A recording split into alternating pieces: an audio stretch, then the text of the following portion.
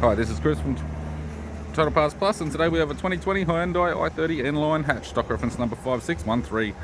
This shape runs from the 3rd month 2017 and is the current shape. It has a G4FJ 1.6 litre 4-cylinder turbo petrol engine backed by a 6-speed manual front wheel drive transmission.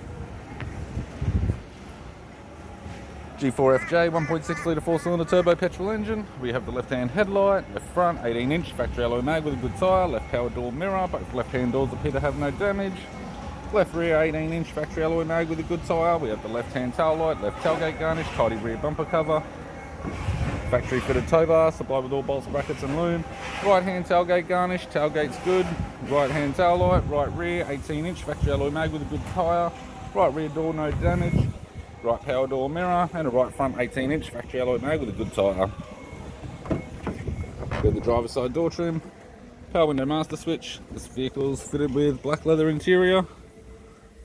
Manual type console, 6-speed manual gear shifter, climate control, heated controls, sat nav display screen, interior mirror, courtesy lamp, left sun visor, right sun visor, instrument cluster, and a tidy 3-spoke leather steering wheel with cruise audio and phone buttons.